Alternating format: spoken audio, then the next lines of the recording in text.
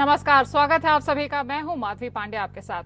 आज वित्त मंत्री निर्मला सीतारमण ने अपना 8th कॉन्सिक्यूटिव यूनियन बजट पेश किया है, जिसने मिडिल इनकम ग्रुप को खासा फायदा पहुंचाया है टैक्सेशन में। वहीं उत्तराखंड में पेश होने वाले आम बजट को लेकर राज्य सरकार ने अपनी तैयारियां शुरू कर दी हैं, जिसके लिए प्रदेश भर के अलग अलग वर्गों के साथ उत्तराखंड के वित्त मंत्री प्रेमचंद अग्रवाल संवाद कर रहे हैं। संवाद में आए सुझावों को आम बजट में जगह दी जाएगी और उसी के अनुरूप राज्य के बजट को तैयार किया जाएगा। पिछले 4 सालों से उत्तराखंड सरकार बजट पेश होने से 1 महीने पहले प्रदेश के किसानों, औद्योगिक क्षेत्र से जुड़े लोग और बैंकर्स, स्वयं सहायता समूह, पर्यटन, पशुपालन और व्यापारियों के साथ संवाद कार्यक्रम करती है। वित्त मंत्री प्रेमचंद अग्रवाल ने कहा कि प्रदेश के बजट में हितधारकों की सहभागिता जरूरी है, जिसके लिए धामी सरकार के कार्यकाल में हर साल प्रदेश के हितधारकों से संवाद किया जाता है, जिसमें प्राप्त सुझावों के जरिए प्रदेश में विकास होता है। देखिए, आप जानते हैं कि जब से हमारे माननीय धामी जी की सरकार यहाँ उत्तराखंड में दोबारा अपने कार्यकाल जब से संभाला, और बजट से पहले हम लोग सभी हितधारकों से हम लोग बातचीत करते हैं। अच्छा बजट हम कैसे प्रस्तुत कर सकें, कैसे हम अपने प्रदेश का चहुमुखी विकास कर सकें, उस बजट में उनकी भी सहभागिता हो सुझाव के रूप में। तो हम संवाद करते हैं, ऐसे हितधारकों से बातचीत करते हैं। और आज उसी कार्यक्रम के क्रम में ये मेरा एक संवाद का कार्यक्रम यहाँ पे अभी चल रहा है, जिसमें सभी हितधारक अपने अच्छे सुझाव यहाँ पे दे रहे हैं, महत्वपूर्ण सुझाव भी दे रहे हैं। अपने अपने क्षेत्र में बहुत अच्छा वो लोग काम करते हैं और निश्चित रूप से उनका भी विकास में एक बड़ा योगदान है। पूर्व विधायक कुंवर प्रणव चैंपियन और विधायक उमेश कुमार विवाद रोज नया मोड़ ले रहा है। 29 जनवरी को महापंचायत रद्द होने के बावजूद बड़ी संख्या में गुर्जर समाज के लोग चैंपियन के लंढौरा रंग महल में पहुंच गए थे। वहीं 31 जनवरी को उमेश कुमार के आह्वान पर उनके समर्थक मीटिंग करने के लिए इकट्ठा हो गए थे। हालांकि डोईवाला पुलिस ने मीटिंग में शामिल होने निकले निर्दलीय विधायक उमेश कुमार को हिरासत में ले लिया। उमेश कुमार की ओर से मीटिंग करने आए लोगों पर पुलिस ने लाठीचार्ज की। इधर एक वीडियो सामने आया है, जिसमें उमेश कुमार के समर्थक पथराव करते हुए दिख रहे हैं। पुलिस उन्हें रोकने का प्रयास कर रही है। दरअसल जेल में बंद कुंवर प्रणव चैंपियन द्वारा गुर्जर समाज की महापंचायत बुलाए जाने के बाद उमेश कुमार ने भी 31 जनवरी को ब्राह्मण समाज की बैठक बुलाई थी। हालांकि बाद में चैंपियन की तरह ही उमेश कुमार ने भी बैठक को रद्द कर दिया था, लेकिन उमेश कुमार के समर्थन में बड़ी संख्या में लोग लक्सर पहुंच गए थे। इधर उमेश कुमार भी मीटिंग में शामिल होने निकले तो डोईवाला पुलिस ने उन्हें हिरासत में ले लिया। मौके पर भीड़ इकट्ठा न हो, इसके लिए अतिरिक्त पुलिस बल भी तैनात किया गया है। आवागमन के रास्तों पर बैरिकेड के साथ ही ट्रक और डंपर खड़े करने की सूचना भी मिल रही है, जिससे कोई वाहन न जा पाए। शहर में बाहर से आए लोग भी जाम के कारण परेशान हैं। लोगों को रूड़की तिराहे पर रोका गया है। उमेश कुमार के समर्थकों की भीड़ से चैंपियन और उमेश विवाद में नया मोड़ सामने आ गया है। इसने पुलिस की मुश्किलें भी बढ़ा दी हैं।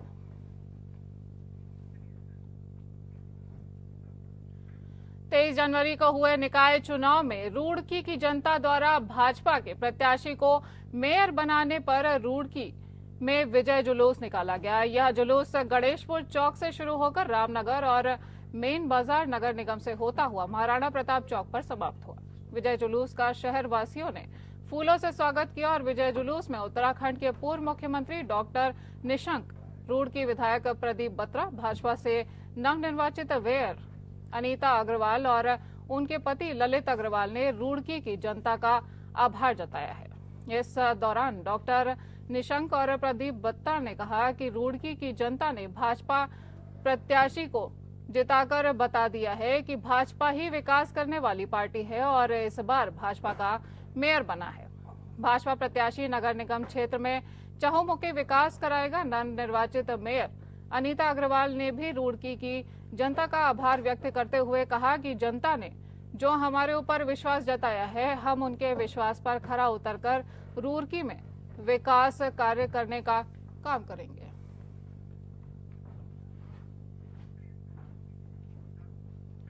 हरिद्वार में भाजपा के पार्षद ने मायापुर चौकी पर प्रदर्शन किया और आरोप लगाया कि कुछ शराब माफिया ऋषिकुल क्षेत्र में धड़ल्ले से अवैध शराब बेच रहे हैं। पुलिस प्रशासन अवैध शराब पर लगाम लगाने में नाकाम साबित हो रहा है।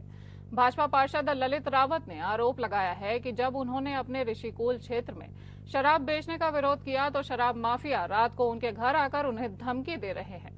पुलिस से शिकायत के बावजूद कार्यवाही नहीं हो रही है। उन्होंने साफ तौर से मांग की है कि उनके क्षेत्र में अवैध शराब की बिक्री पर रोक लगाई जाए और उन्हें धमकी देने वालों के खिलाफ सख्त कार्यवाही की जाए।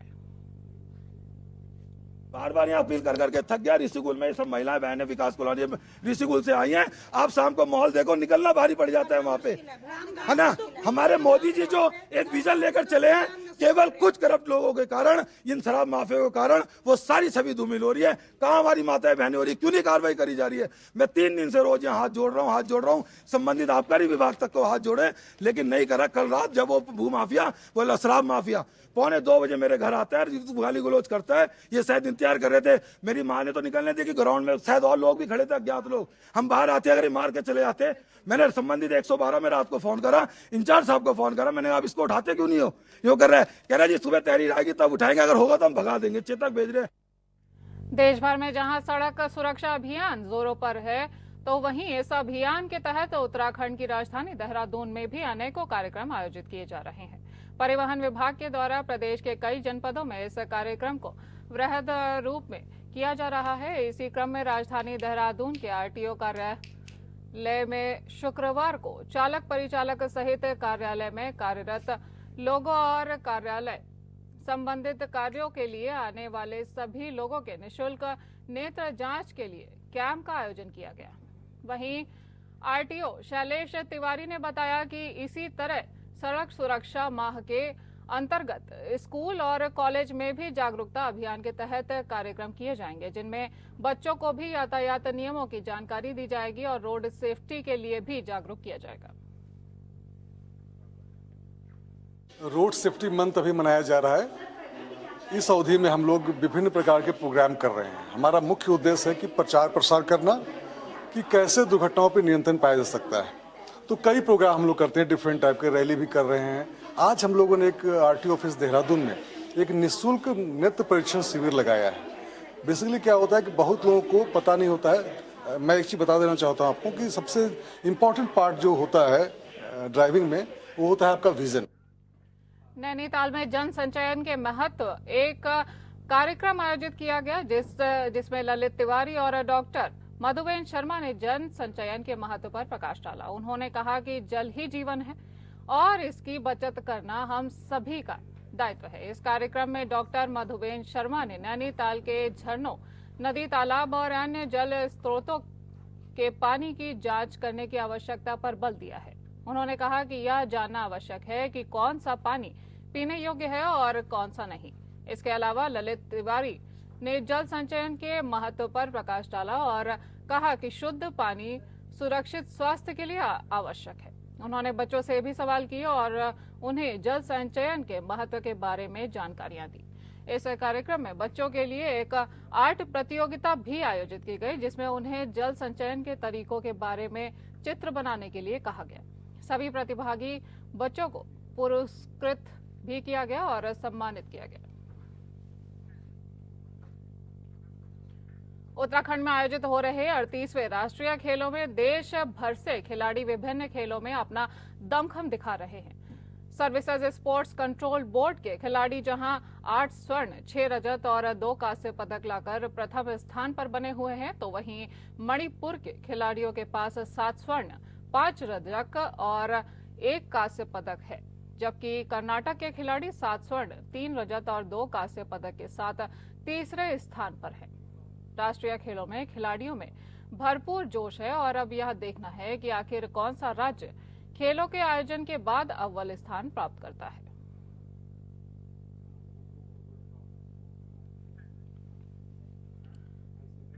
उत्तराखंड को राष्ट्रीय खेलों की मेजबानी का अवसर मिला है।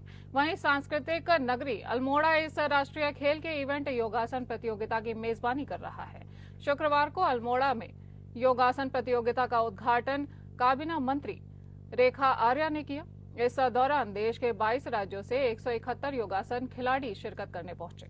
38वें राष्ट्रीय खेलों के तहत अल्मोड़ा के हेमवती नंदन बहुगुणा स्टेडियम में योगासन प्रतियोगिता के उद्घाटन पर खेल मंत्री रेखा आर्या ने मीडिया से बात करते हुए कहा कि यह हर्ष की बात है कि आज अल्मोड़ा योगासन की मेजबानी कर रहा है।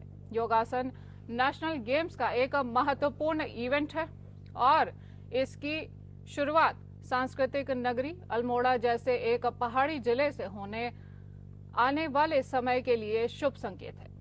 उन्होंने कहा कि निश्चित रूप से जिस तरह से 38वें राष्ट्रीय खेलों के इवेंट्स जैसे अल्मोड़ा में योगासन और पिथौरागढ़ में बॉक्सिंग की शुरुआत हो रही है, मैं समझती हूं कि यहां आने वाले समय में बहुत शुभ संकेत होगा। मंत्री ने कहा कि प्रधानमंत्री नरेंद्र मोदी ने भी कहा है कि खेल अब करियर की ओर अग्रसर हो चुका है।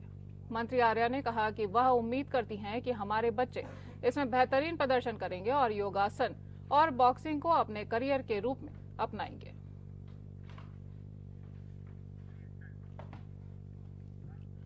उत्तराखंड में 38वें राष्ट्रीय खेलों का आयोजन एक बड़े उत्सव के रूप में हो रहा है, जिसमें देश भर के खिलाड़ी अपनी प्रतिभा दिखा रहे हैं और अपने राज्य का प्रतिनिधित्व भी कर रहे हैं। रुद्रपुर उधम सिंह नगर में तीसरे दिन महिला और पुरुष वॉलीबॉल प्रतियोगिता में उत्तराखंड, तमिलनाडु, राजस्थान और केरल की टीमों ने जीत हासिल की है। इसके अलावा साइकिल प्रतियोगिता का भी आयोजन किया गया है, जिसमें विभिन्न राज्यों के खिलाड़ियों ने भाग लिया है। यह आयोजन खेलों को बढ़ावा देने और युवाओं को प्रेरित करने का एक महत्वपूर्ण अवसर है। 38वें राष्ट्रीय खेलों में कुल 32 खेल और 4 प्रदर्शन खेल खेले जाएंगे, जो 28 जनवरी से 14 फरवरी तक उत्तराखंड में आयोजित किए जाएंगे।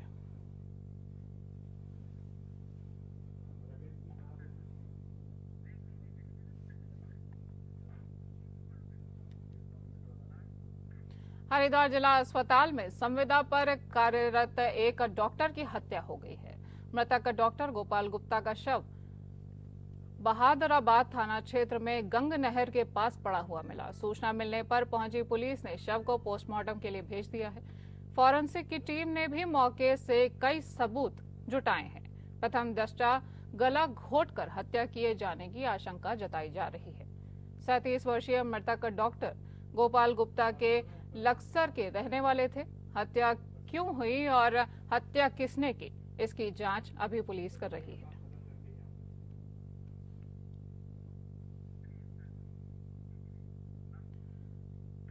हरिद्वार में 4 महीने पहले जेल की दीवार फांदकर फरार हुए कैदी को हरिद्वार पुलिस ने धर दबोचा है। देर रात पुलिस और बदमाश के बीच मुठभेड़ हुई, जिसमें आरोपी पुलिस की गोली लगने से घायल हुआ है और उसे इलाज के लिए एम्स ऋषिकेश में भर्ती कराया गया है। फरार कैदी पंकज वाल्मीकि की पुलिस लगातार तलाश कर रही है। बृहस्पतिवार देर रात पुलिस को आरोपी के हरिद्वार पहुंचने की जानकारी मिली थी। इसके बाद रानीपुर कोतवाली पुलिस, ज्वालापुर कोतवाली पुलिस और एसटीएफ ने आरोपी की घेराबंदी की कोशिश की। तभी बदमाश की ओर से पुलिस पर फायर किया गया। पुलिस की जवाबी फायरिंग में आरोपी के पैर में गोली लग गई। फरार आरोपी 50,000 का इनामी है और उस पर 1 दर्जन से ज्यादा आपराधिक मुकदमे दर्ज है। आरोपी पंकज कुख्यात प्रवीण वाल्मीकि का गुर्गा है। दूसरा अभियुक्त पंकज, जिसकी लगातार हम लोगों के द्वारा एसटीएफ के द्वारा निगरानी की जा रही थी। कल रात को यह सूचना प्राप्त थी कि वो यहाँ अपने कुछ परिजनों से मिलने आ रहा है। इस सूचना पे हमारी पुलिस टीम उसको पकड़ने के लिए लगातार प्रयास कर रही थी। इस बीच रानीपुर के डीएचएल जो हमारा चौक है उसके पास में ये व्यक्ति पैदल जाता हुआ दिखाई दिया था, जिसे रोकने का प्रयास किया गया। इसके द्वारा पुलिस पर फायर करके भागने की कोशिश की गई। पुलिस के द्वारा तत्काल इसको न्यूट्रलाइज किया गया। इस क्रम में इस पर गोली लगी इसके पैर में। इसको तत्काल हॉस्पिटल भेजा गया, जिसे एम्स रेफर कर दिया गया है। इसकी अरेस्टिंग की जा चुकी है। ये अभियुक्त करीब 50,000 का इनामी था। इसके ऊपर करीब 1 दर्जन के आसपास आपराधिक मुकदमे दर्ज थे और ये एक महत्वपूर्ण सफलता है, जिसमें जेल ब्रेक का एक मुख्य आरोपी जो लगातार फरार चल रहा था, पुलिस और एसटीएफ के प्रयास से पकड़ा जा सका है। देहरादून में वाहन चोरी की 2 अलग अलग घटनाओं का दून पुलिस ने खुलासा किया है। घटनाओं में शामिल 3 वाहन चोरों को पुलिस ने गिरफ्तार कर लिया है। अभियुक्तों के कब्जे से चोरी की 1 स्कूटी, 1 मोटरसाइकिल बरामद की गई है। गिरफ्तार अभियुक्त नशे के आदी हैं और नशे की पूर्ति के लिए वाहन चोरी की घटनाओं को अंजाम दे रहे थे।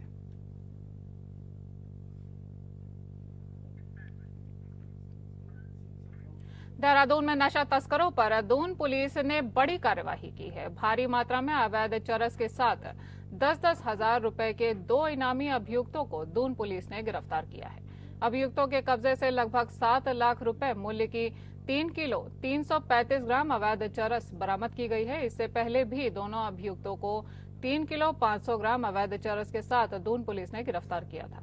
दोनों इनामी अभियुक्त उस समय मौके से फरार हो गए थे, जिनकी गिरफ्तारी के लिए पुलिस निरंतर प्रयासरत थी। अभियुक्तों के लगातार फरार चलने पर एसएसपी देहरादून ने उन पर 10-10 हजार रुपए का इनाम घोषित किया था। गिरफ्तार अभियुक्त पहाड़ी जनपदों से अवैध चरस लाकर देहरादून और हरिद्वार में नशा तस्करी को सप्लाई कर रहे थे। भगवान बद्री विशाल की कपाट खुलने की तिथि घोषित किए जाने से पहले होने वाली प्रक्रिया के तहत भगवान बद्री विशाल के महाअभिषेक के लिए प्रयुक्त होने वाले तेल कलश गाड़ू घड़ा को नरसिंह मंदिर के बद्रीनाथ केदारनाथ मंदिर समिति के खजाने से लेकर डिमरी पंचायत के द्वारा प्रतिनियुक्ति डिमरी समुदाय से जुड़े लोग पांडुकेश्वर पहुंचे। पांडुकेश्वर में विशेष पूजा अर्चना करने के बाद गाड़ू घड़ा तेल कलश नरसिंह मंदिर होते हुए लक्ष्मी नारायण मंदिर डिमरी पहुंचेगा, जिसके बाद 1 फरवरी को डिमरी से तेल कलश टिहरी राज दरबार के लिए रवाना होगा, जिसके बाद ही फरवरी बसंत पंचमी के दिन भगवान बद्री विशाल जी के कपाट खुलने की तिथि घोषित की जाएगी।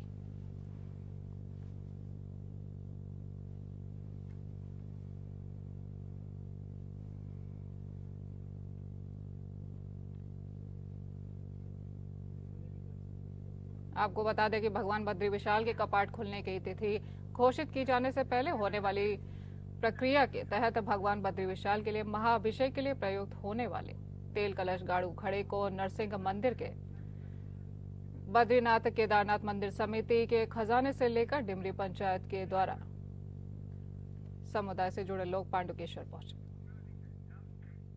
इस बुलेटिन में इतना ही। नमस्कार।